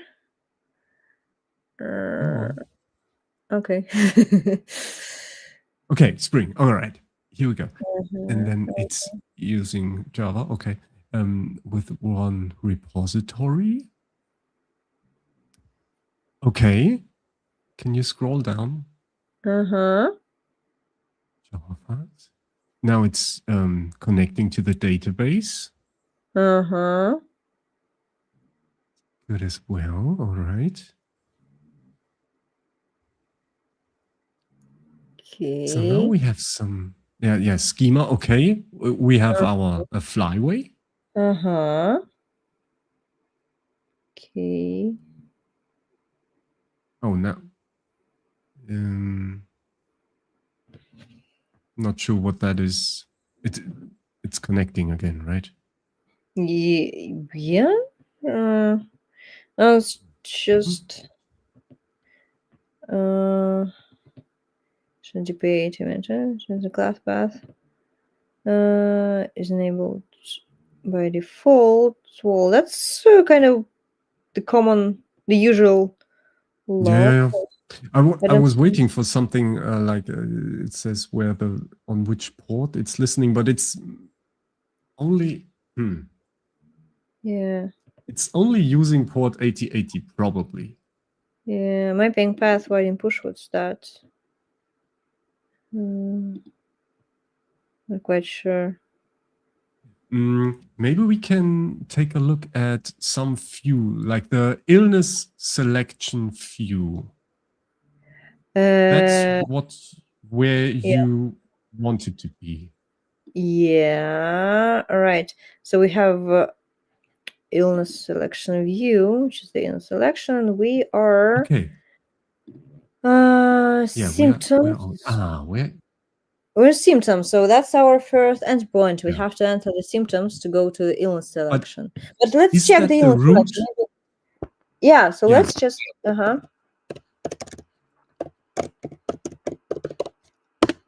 Maybe we are not on a Vaadin. I'm not quite sure. So it doesn't show any illnesses. So there's something weird with the logging. So there's not enough logging, and then we get this mysterious error message that tells us absolutely nothing. Yeah. All right, so we can see that the application is not working properly, as we expected at least. All right. Vaadin running development mode, so that's okay. Tomcat start on port 8080, that's also okay. Application running at localhost 8080, it's also okay. And we have this very weird illness message. Okay. Right. Well, so much for the wipe coding. I mean, we have the unworking application, basically. How did that run it? I mean, it's starting the application, it's checking that it's running, and then says everything's fine. So how did you check that? I don't know. Well, it is running. Just if you input anything, it doesn't do what we expect it to do. Yeah, it doesn't do anything at all. Yeah, basically. Great. Well, that's the result, folks. I mean, we have some neat reports. Some of them are better, some of them are worse. But the end result is that the application is actually not working as expected. Let's go through the. Let's go to the main view. We didn't look for that yet. Yeah, sure. Well, because we have time anyways, right? Yeah. But I am at prompt number 6, so we are nearing the end. All right. So okay, so healthcare assistant main view. Let's see. Is my browser tab open? Okay. Yeah. All right. So much for the main view, right? Can you try to input just one symptom? Okay. Headache. Okay. That's general. I mean, sleepiness. Sleepiness. Is that even the symptom? We should, one word. Error analyzing symptoms. Template string it's is not the wrong valid. symptom. Okay. All right. Headache. No, there's something wrong with the template rendering. I don't know. Oh man. And we still have this very what in the resources folder there is a folder called static and templates. What's that about? No, not in the all right. Resources, static, template. Oh, templates. Yeah. Oh, there's nothing. There's nothing. Nice. So I'm not getting over the fact that it looks so bad, because if you're using Vaadin in the default form, it looks pretty nice without you doing anything. Yeah, by the way, that's what we have here is really bad. So I'm guessing the CSS is not working as well. Maybe not. What do we have that here? Would my layouts. Usually I put the CSS files into the separate folder, so it's I'm not quite sure if it's even there. Yeah. Okay. What about the target folder? Let's see. All right. Generated sources, classes, test classes, Vaadin dev server settings. Maybe that's what we need? Yeah. No. I think so. Tab launch. What's that? No idea. What's that? Jar file. No. Okay. That's odd. Yeah. Service model control test. The tests are passing, by the way. So the problem is in the front end. So there's something wrong with the Yeah. front end. Yeah. And we don't have any tests for that. And that's No. really in my reality, in my practical projects, this is the problem a lot of times. Either the problem is with the UI or the database. It's rarely in between them. And Mhm. the easiest tests are for the domain logic, I think, because that's where you have most control without any external dependencies. But then Yeah. the database tests are the first step into more test coverage and more expensive test coverage. And then the second step is really the last step is the UI tests. But they are really, really useful in my experience. Yeah. There's the symptoms view, right? That's what we have. It has to pass something somewhere. Analyzing symptoms. Message. If present, navigate. Navigation is there. But in session. But it's actually, oh no, it should be calling this service, symptom analysis service. And where does it call it? Yeah, here. So analyze symptoms. Okay, I don't understand. It looks okay, but somehow it's broken. Right.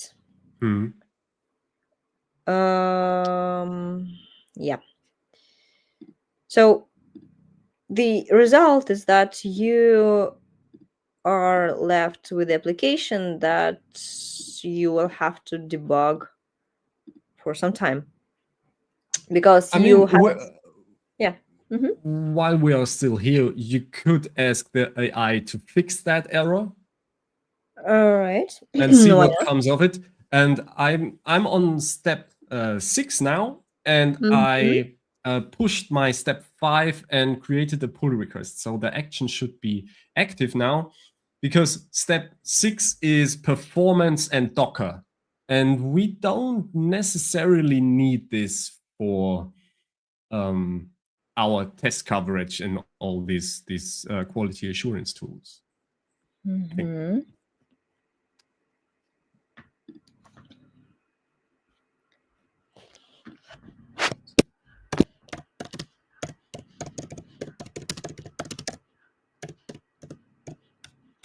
All right, so I'm asking the AI to fix that problem, entering the symptoms.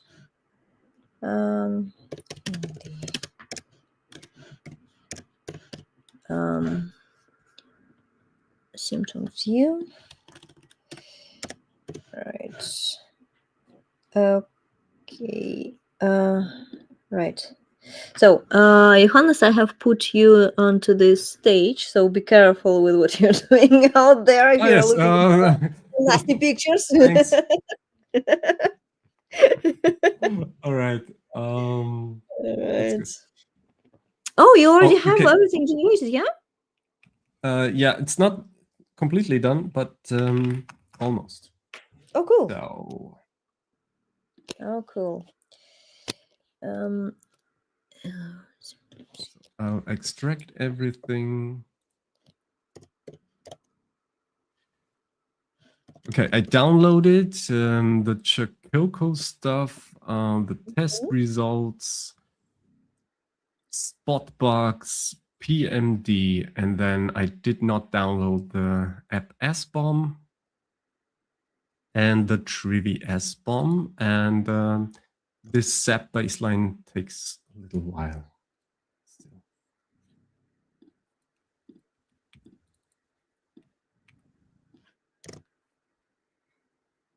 Okay. All right. Yeah, Zap well because the application starts and Zap analyzes the running application, and by default it takes 1 minute to observe the app. So that's at least. I'm not quite sure if it's configurable, but that's the default, 1 minute. Right.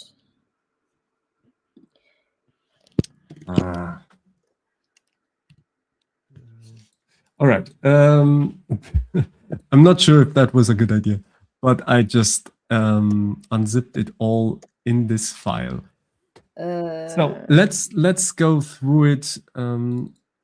Let's start with the JaCoCo. I think is that JaCoCo? Yeah, okay. I have to unzip that one at a time. So zip, yes. Okay. This is JaCoCo with the target site JaCoCo. And then probably see nothing. Yes. Okay. Haha. All right.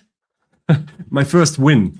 So we have a test coverage of 32%, but also we don't have anything for the view. Yeah, so but 0% here. Yeah, but still that's better. Hey, yeah. So I'll write that down really quickly, just to compare it later on. Yeah. Okay, let's go back here. So the next one was PMD. Here we go.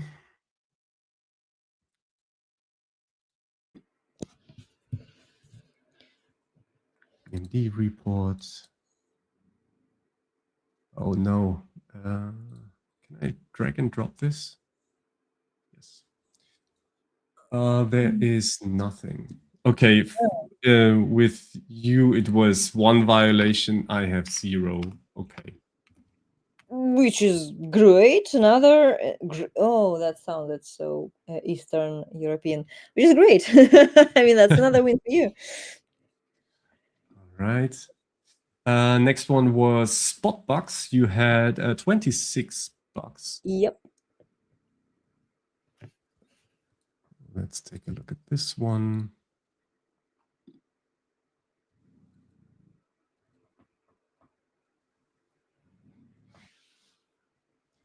Right. We already learned that this is all unnecessary. Yeah, look for what was that called? Summary. Summary. Yeah, here we go. And this will be interesting. Total bugs 17. 70? 17. So you had 26. Yeah. All right. So, another win for you. Another win. Great. And then we had Trivy. Yep. Yes, here we go.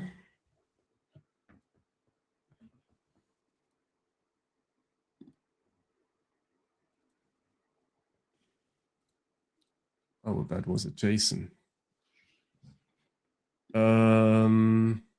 Well, you had a really nice, Quell text formatierung. Okay, so it's formatting this one, but it should format it, but it does not. Yeah. And there's a summary somewhere. Is there a summary? I think you just had a really nice view of it. Yeah. Wait a sec. So what did I have? Trivy as bomb JSON. Well, maybe because I have the JSON beautifier. So because of that, look for results and vulnerabilities. Anyway, you need to look for the vulnerabilities key. Give me 1 second. I think if I put it here, then it will check that this is JSON, and but it doesn't give me any options to minimize that. Okay, what did you say? I Look for just vulnerabilities key. let's just do this one and see. Okay, I have 3. 3. Oh, just like me. So we are. Yeah. Oh, that's great. Okay, so that's a draw. That's the first. Mm-hmm. Very good. And the last one was the ZAP, and I was not able to download that yet, but it ran through. So I can download this one. Okay. What was that? The scan or the report? Report. Report. Was... Give me 1 second.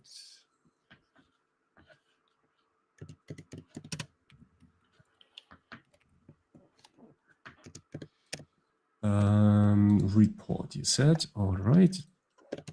Let's unzip that here. And this will be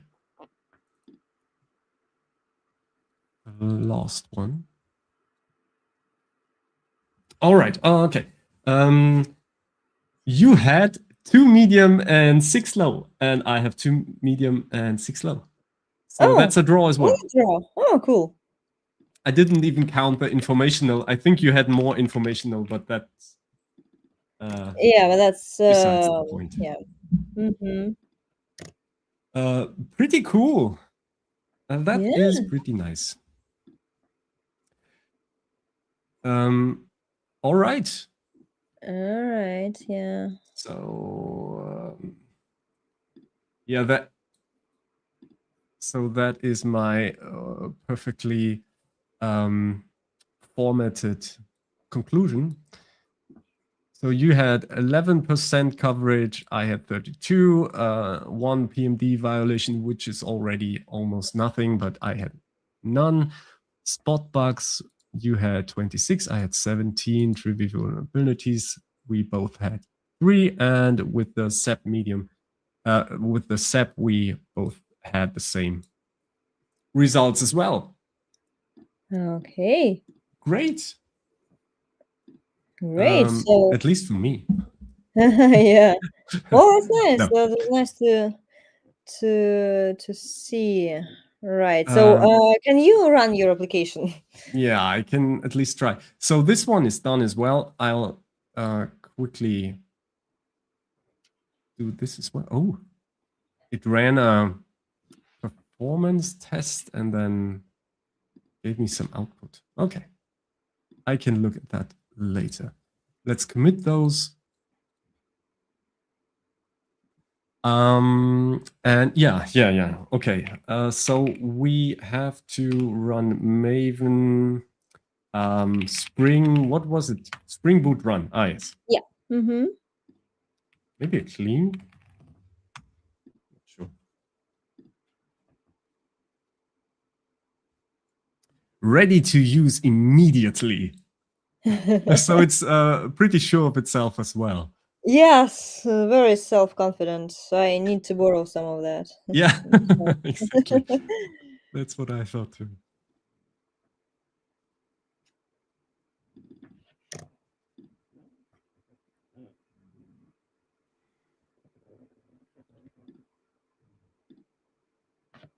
Okay, it built fine. Now it's starting. Oh, by the way, did you start Docker Compose up, or did you just execute Yeah, I started it beforehand, like even before the session. So yeah. Okay. So I'll try that. Docker Compose up and build this image. Oh, we didn't look at that one. Yeah, look at that. This one will use Liberica. No. I doubt that. And I think somewhere I read in our agents MD or something that it should use the wrapper. And I think that's why it's using this in the Docker file as well. But otherwise, it looks pretty much the same. Yeah, basically, yeah. Maybe that's just something that AIs are trained on. Okay. Okay. But it has to download all that these Maven dependencies again, because it can't use the one I already downloaded. Yeah, that's weird. Yeah, but that's normal, right? Because we have our own Docker container, and I did not find a good solution for that yet. So this multi-stage building helps, because if you don't change... No, 1 second. That has nothing to do with the multi-stage.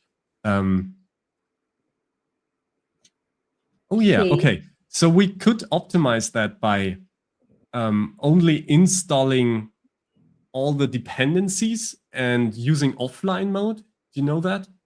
A lot sorry, of images, a lot of Docker files do that. That you, before you run a clean package, you run I think install and use -- offline mode. And then it downloads all the dependencies, and in the next step, it builds that. And it helps because if you don't change any dependencies, you don't have to download them with your next build. So that's really convenient. Yeah, it is. Thanks for the heads up, because I've been thinking about, well, there's got to be some solution for caching the dependencies. Yeah, it doesn't really cache them, but it caches this step, this offline step then. And because you don't change the POM XML, it will stay the same, and it will just use the old image. I see. Okay, it said it's up, but is it really running? Because I didn't say anything about daemon mode, so it's probably not running. Okay. Right, I'm still fighting with mine, so I have nothing to show yet. But that's fine.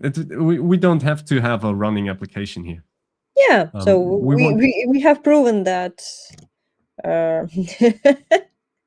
that actually it doesn't run. So that was the whole point. Yeah, well, all right. No, but network telnet net declared as external could not be found. Where's that defined?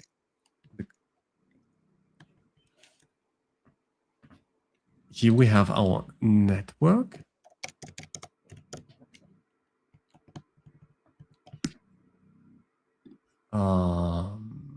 Do we need that one? Well, we want to communicate with it.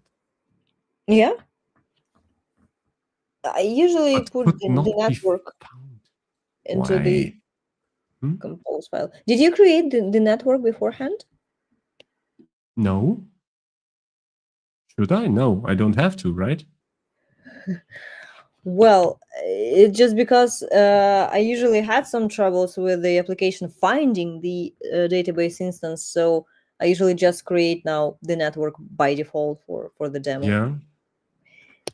Maybe it's not always needed, but I just had that problem, and yeah. Okay. Okay. So I just for testing, I deleted that network.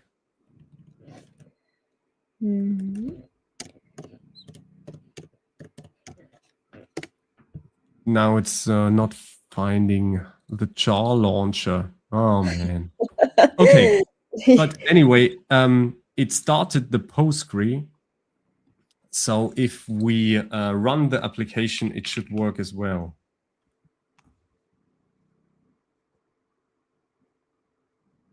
Then it's not Dockerized, but we run it locally. Yeah, just run. Yeah, just run it locally. I did. So what did we define? Localhost. That should work, I think. Mm-hmm. We exposed this port. So yeah. Let's see.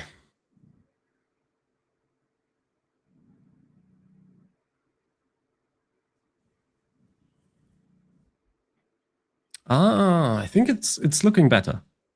I think it can connect to the database, and it actually opens up my browser. Not the one I want. All right. Well, and it looks that bad as well. Why? I don't know. Really. I mean, that's so awful. My eyes bleed. Yeah. Sweating. I don't know. Yeah. That must The be. Vaadin team wouldn't thank us for that, but this it's not our fault. This is some AI generated stuff, weird stuff. Yeah, Vaadin but content is very beautiful. Yeah, so yeah. keep that in mind. Absolutely. Okay. So this does something, and I'm thinking it's. Oh, what? It Huh? worked. Oh my! Oh, happy you. Lucky you. Oh, I didn't expect that really. So it really used my OpenAI API key, and got some things. Okay, I got COVID. What to do? All right, distancing. Yeah, wear a mask, of course. Wash hands. Well, you should always wash hands. Stay hydrated. Always good. Monitor your health. Okay. If symptoms develop, I'll come back to that application, and stay informed with updates. Health sources. Well, that's this application as well. Nice.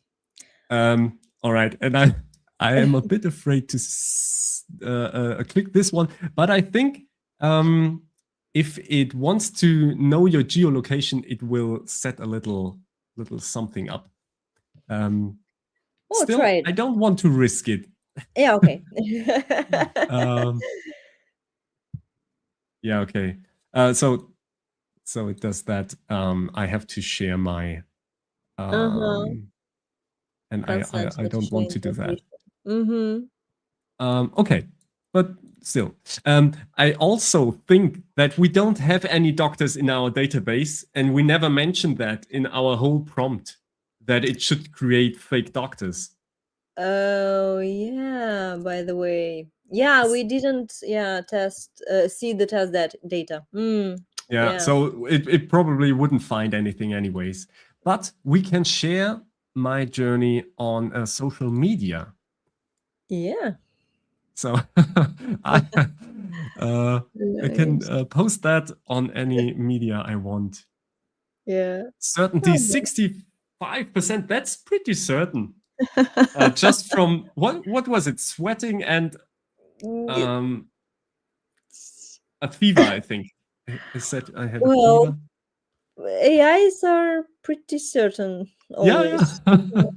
Yeah, please don't use our demo for medical advice. Please don't. Or But else we're going to be sued. But it's a really good ending to that whole thing, that something is somehow working. Yeah.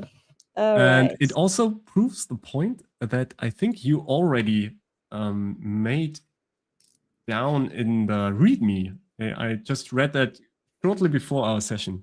So you already said that this one-shot prompting maybe isn't as good as iterative. Of course. So except that iteratively it's slower, of course. I took like 2 or 3 times as long as you. Yeah. But the quality is much better. So I didn't actually expect that my code would be good. No. And I think that maybe that was obvious from the beginning, that when you paste the single prompt in the bulk and then generate the whole application, nothing good is going to come out of there. But this is a good demonstration of that. So we had this battle. We had 2 styles, and you can clearly see that the second style, with iterations, with checks in between, the prompts will yield much better results than just simply waiting for a miracle to happen. Yeah. Exactly. And even though I did not really correct anything the AI did, I simply, on these last steps, I just simply said, okay. And, yeah, because we didn't have still, time, so yeah, we had to move forward, right? But if you did, maybe the code would be even better. And yeah, again, exactly. in between the prompts, the checks should be like really complete. Yeah, so you verify the code, you spend time, you spend a day or a couple of days, but in the end, you get a very nice application. Well, I guess my guess. Yeah. Yeah. So that's it. Wow, that was a hell of a ride. Yes, it was. It was. But it uh, was really fun. And it was fun. Yeah. we Yeah. had somewhat conclusive session. That's pretty cool as well. Yeah. Yeah. That's nice. And Well, now we see your cat. Ah, where's the cat? in Oh, the the cat. corner. Oh, Yeah, this one. Oh, sorry. Oh, yeah. Yeah, this one. Well, it's this actually one, not the real one. the real one. Ah, it's running away. It doesn't like me. It's actually not my cat. My beautiful baby is here, right here, and I'm going to show him to you because he's so lovely and right. He just deserves some love. Yes. And just look at that beauty. Just look at that cute face. Oh man. Oh, my little bunny. He doesn't look that comfortable in front of the Oh, camera. he's just sleepy. He's just sleepy. Oh. Right. That's great. Okay. Well, on that a nice note, thank you everyone for coming. Thank you for staying with us throughout this session. I hope you had fun just as we did. Yes. And until next time, definitely until next time. One Right. thing I add the Pretix discount voucher for the JaCoCo, because if you come to JaCoCo, you will meet us both. I have a session on Tuesday, and you will have one on Wednesday, right? On Wednesday, exactly. Yeah. Yeah. That's great. Yeah, come to JaCoCo. Exactly. We are waiting for you. We have prepared some very good stuff. And Absolutely. yeah, I will post all the links in the description to this video, to this live stream. So they are going to be there for you, waiting for you. Check them out, right? And yeah, hopefully see you offline and online as well. Thank you. Yes. All Okay, right. everybody. Bye-bye. Have a great Bye. day. Have a nice Bye. evening. Bye.